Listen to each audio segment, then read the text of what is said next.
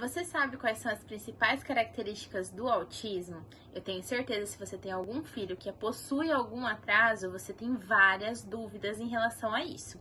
Recebi várias perguntas sobre isso e hoje eu vim trazer esse conteúdo super legal e importante para vocês. E o último deles vai te surpreender, por isso fique até o final do vídeo. Oi pessoal, sou a Tainá Scalco, fonoaudióloga, e hoje, como prometido, vim trazer esse tópico super importante, que são as principais características do autismo. E hoje, para me ajudar, eu trouxe essas duas bonequinhas para representar para vocês o que eu quero sinalizar no começo, tá? Então essa é a bonequinha A e essa é a bonequinha B, tá? A bonequinha A, o que ela consegue fazer? Ela levanta os bracinhos, ó. Ela tem uma super facilidade em movimentar os bracinhos, em movimentar o corpinho dela, tudo mais. Suponhamos que essa bonequinha seja a criança típica, tá? Criança com desenvolvimento aí padrão para a idade.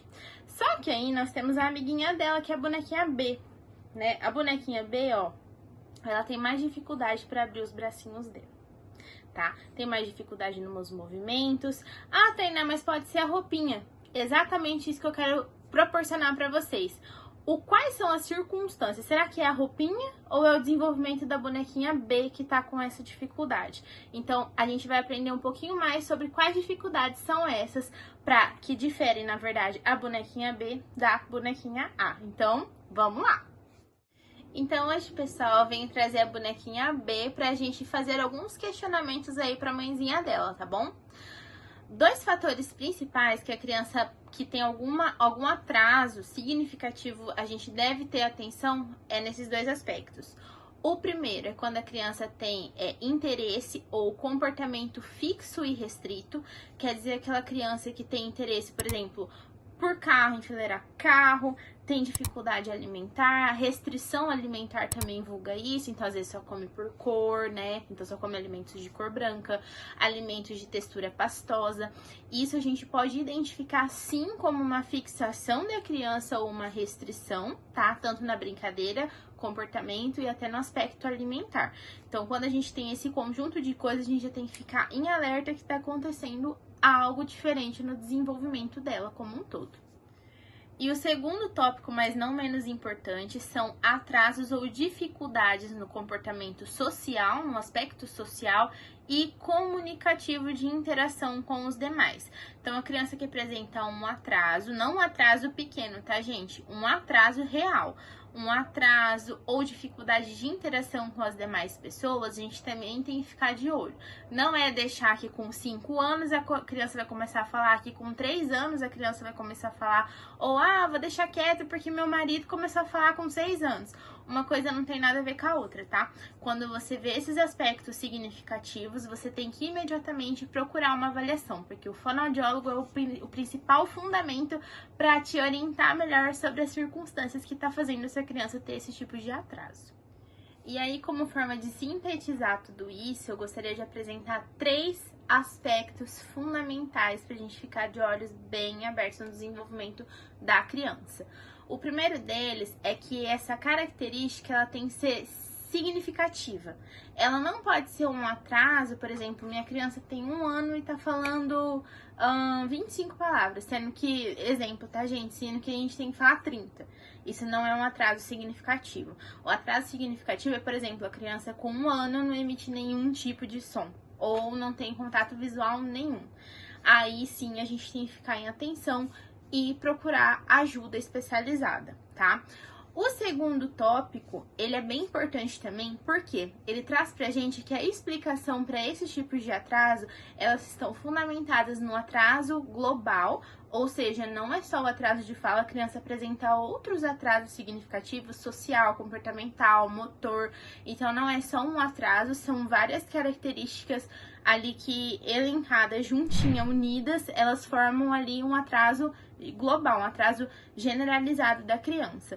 Juntamente, ou, né, pode ser também uma coisa ou outra, com a deficiência intelectual, que ela é categorizada, na verdade, em 4 níveis. Não vou explicar muito nesse vídeo para não ficar muito grande, mas ela também ocasiona um prejuízo cognitivo para a criança, onde ela tem uma dificuldade maior, uma lentidão maior para executar algumas tarefas fundamentais, principalmente do dia a dia.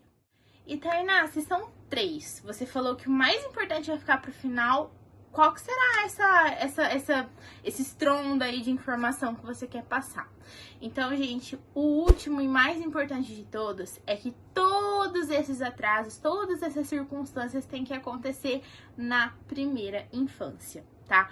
Então a gente tem que ficar muito de olho no desenvolvimento das crianças nessa faixa de idade. Por quê?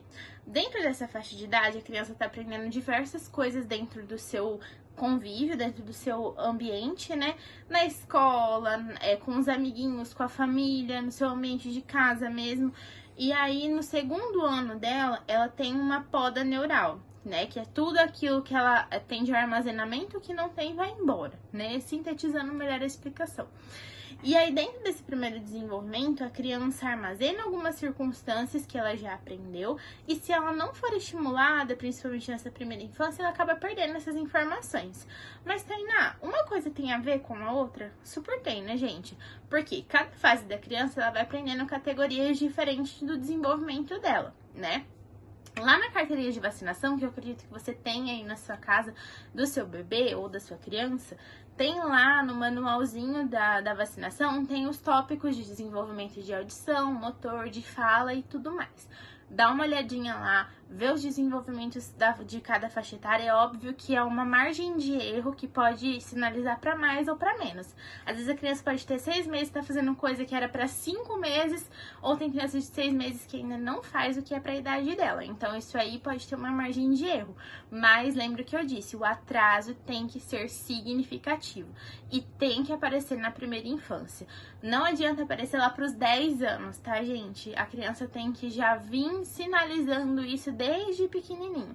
Aí, às vezes, você vê uma coisa, por exemplo, nossa, meu filho gostava tanto de comer, por exemplo, batata doce, né, purezinho de batata doce, só que daí ele tinha agonia, não gostava de pegar aquilo, ou às vezes ele não me olhava muito quando eu dava mamar pra ele.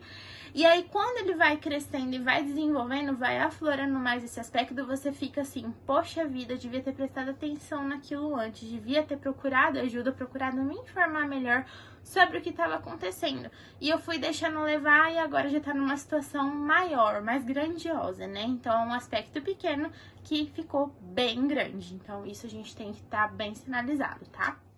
E uma última coisa, gente, que eu queria sinalizar para vocês também, com o conteúdo desse vídeo, é o uso de telas, né, nessa primeira infância.